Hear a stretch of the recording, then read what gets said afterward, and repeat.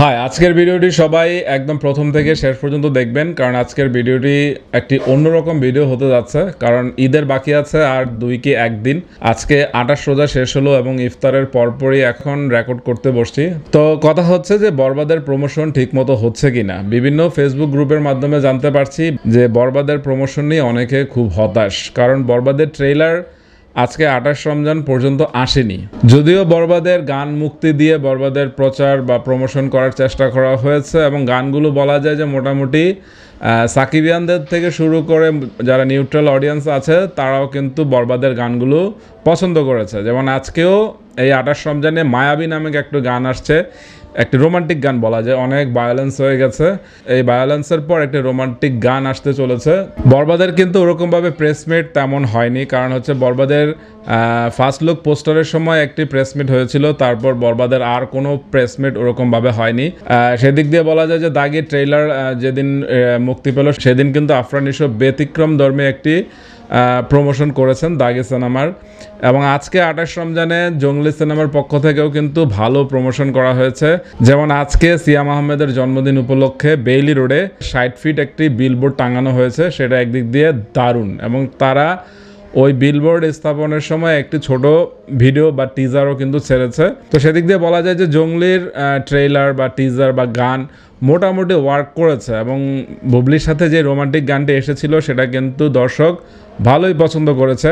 এবং দাগি সিনেমার ট্রেইলারও কিন্তু দর্শক মহলে ভালো সাড়া ফেলেছে। শুধুমাত্র আফরান নিশোর ভক্তরাই যে সেই ট্রেইলারটি দেখে চমকে গেছে তা নয়, নিউট্রাল অডিয়েন্স বা নিউট্রাল দর্শকরা কিন্তু সেই ট্রেইলারটি ভালোই পছন্দ করেছে। তো সেদিক দিয়ে বরবাদের ট্রেইলার এখনো আসেনি। তো বরবাদের ট্রেইলার কিন্তু একটি বড় ধামাকার প্রয়োজন ছিল। যেমন বরবাদের ট্রেইলার আজকে বা হচ্ছে আগামীকাল যদি চলে আসে তাও কিন্তু সেই ধামাকাটা থাকে, কারণ চাঁদ রাতে মানুষের একটা এক্সাইটিং থাকে যে আগামীকাল যে সিনেমা মুক্তি পাবে বা ঈদে তারা কে কী করবে। তো সেদিক দিয়ে কিন্তু যদি ট্রেইলার আগামীকালও আসে তো ধামাকা কিন্তু তৈরি করতে সক্ষম হবে এখনও। তো আমি মনে করি যে বরবাদের ট্রেইলার মায়াবী গানটি না এসে বরবাদের ট্রেইলারই ছাড়া উচিত, যাতে অ্যাডভান্স বুকিং মাল্টিপ্লেক্সে এগিয়ে থাকে। কারণ হচ্ছে সিঙ্গেল স্ক্রিনে সাকিব খানের ভক্তকুল আছে, সিঙ্গেল স্ক্রিন তারা সামলিয়ে নেবে, কিন্তু মাল্টিপ্লেক্সে কিন্তু সিনেমা ভাগাভাগি হয়ে যাবে। তো তখন কিন্তু নিউট্রাল অডিয়েন্সের যেটা ভালো লাগবে তারা কিন্তু সেই সিনেমাই দেখবে। যদিও সাকিব খান মেগাস্টার, তার দর্শকদের ভাগ হতে তার এমন কোনো টেনশন নেই। সে নিজেও জানে যে 80% দর্শক বরবাদই দেখতে যাবে। তো সেদিক দিয়ে বলা যায় যে বরবাদ অলরেডি হিটের পথে এগোচ্ছে, কারণ বরবাদ অলরেডি 100-র উপরে সিঙ্গেল স্ক্রিন হল কিন্তু দখল করে আছে মাঠে।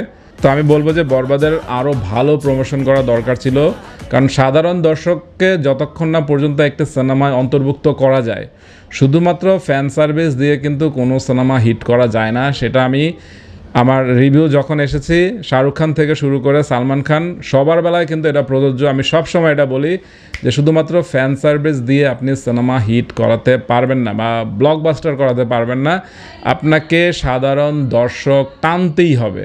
এটা শাহরুখ খান, সালমান খান, সাকিব খান সবার বেলায় প্রযোজ্য। তো একটি ভালো ট্রেইলারই পারতো সাধারণ দর্শককে সিনেমা হলমুখী করতে। তুফান যেটা করেছিল, তুফান কিন্তু আমি আমার অফিসে এমন লোকও পেয়েছি যে সে 20 বছর 15 বছর বাংলা সিনেমাই দেখে না, সেও আমাকে বলেছে যে তুফান থিয়েটারে দেখবো, টিকিট ম্যানেজ করে দেন।